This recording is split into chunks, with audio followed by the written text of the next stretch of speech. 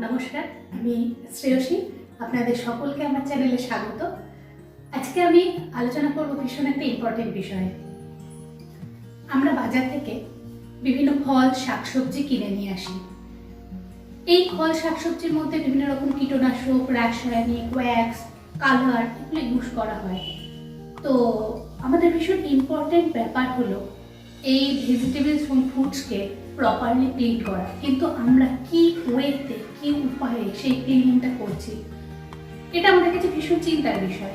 তো আমরা ইউজ করতে পারি ভিনিগার দিয়ে যদি আমরা শাকসবজি, ফলমূল এগুলো ধোয়ার কাজে ব্যবহার করি, স্টাডিতে দেখা যাচ্ছে যে ভিনিগার ব্যাকটেরিয়াকে ক্লিন করতে বা ক্লিন করতে সাহায্য করে, কিন্তু পেস্টিসাইডসকে ক্লিন করতে ততটা হেল্প করতে পারে না। এরপর আমরা আসছি নেক্সট উপায়, সেটা হচ্ছে সল্ট। তো সল্টও দেখা যাচ্ছে স্টাডিতে যে সল্ট পেস্টিসাইডসকে অনেকটা পরিমাণে ক্লিন করছে, কিন্তু 100% ক্লিন করতে অনেক সময় ব্যর্থ। তো এরপর নেক্সট স্টেপ হচ্ছে গরম জল। কিন্তু আমরা জানি যে সব রকম শাকসবজি বা সব রকম ফলে আমরা গরম জল ইউজ করতে পারি না। তাহলে উপায় কি?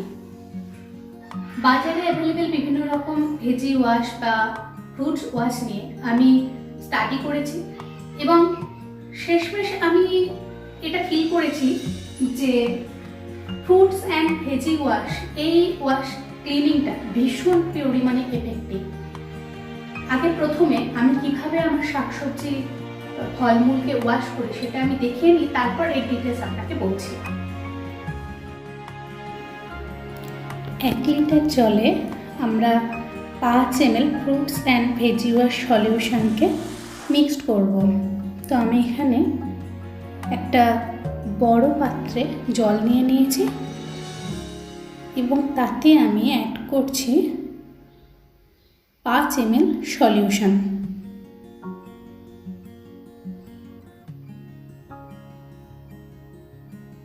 এরপর আমি জলটাকে ভালোভাবে মিক্সড করে নেব।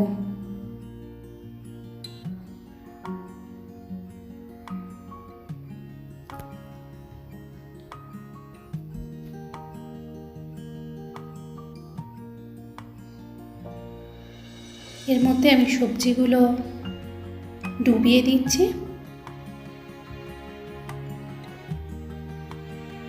এরপর আমি 10 মিনিট ওয়েট করব, তারপর সবজিগুলোকে ধুয়ে নেব।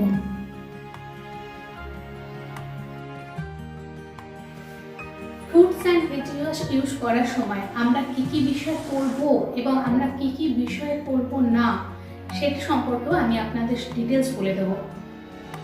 তো এই ফ্রুটস অ্যান্ড ভেজি ওয়াশ কি করে আগে প্রথমে বলে নিই। এটা remove surface germs, removes surface pesticides, removes wax, removes surface heavy metals, dirt and dust, and leaves no residue. এইবার আমরা যখন ফ্রুটস অ্যান্ড ভেজি ওয়াশটা ইউজ করব, তখন আমরা সবসময় মনে রাখবো আমরা কোনো কাটা ফল বা শাকসবজি এই ফ্রুটস অ্যান্ড ভেজি ওয়াশ দিয়ে ধোবো না। আমরা শুধুমাত্র যেগুলি বাজার থেকে নিয়ে আসার পর গোটা থাকছে সেই সমস্ত শাকসবজি বা ফ্রুটস আমরা ক্লিন করব। 10 মিনিট হয়ে গেছে।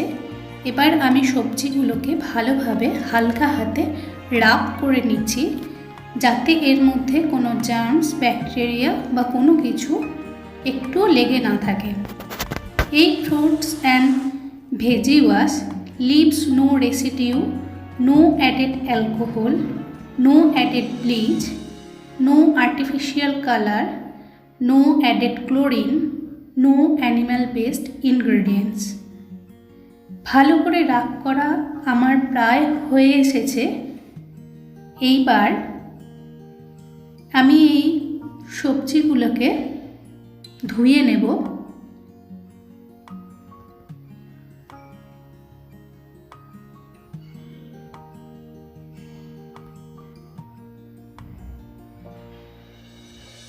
আমি দেখে নিচ্ছি আর কোনো সবজি বাকি আছে কিনা। আমি সব সবজি হালকা হাতে রাব করে নিচ্ছি।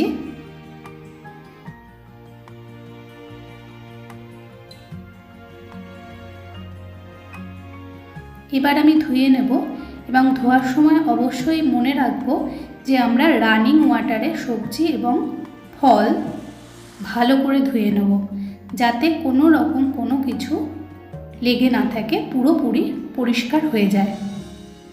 আমি রানিং ওয়াটারে ধুয়ে নিচ্ছি। 2-3 বার ভালো করে আমরা রানিং ওয়াটারে ধুয়ে পরিষ্কার করে নেব।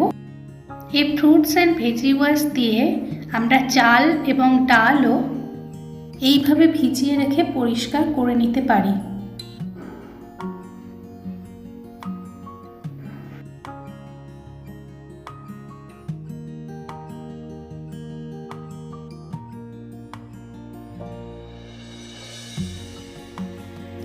সবজিগুলো অলমোস্ট ধোয়া হয়ে গেছে। আমি বাকি সবজিগুলো খুব তাড়াতাড়ি চটপট করে রানিং ওয়াটারে ধুয়ে নেব।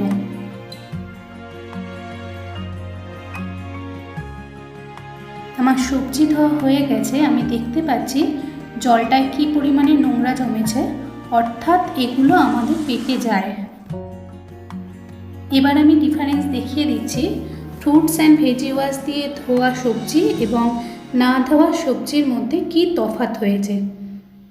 দেখতে পাচ্ছি যে ফ্রুটস অ্যান্ড ভেজি ওয়াশ দিয়ে ধোয়া সবজিগুলো একদম পুরোপুরি ক্লিন হয়ে গেছে, এর মধ্যে কোনো রকম কোনো কিচ্ছু লেগে নেই। খুব কম সময়ের মধ্যে নিট অ্যান্ড ক্লিনভাবে এই সলিউশন দিয়ে আমি আমার সবজি পরিষ্কার করতে পারি।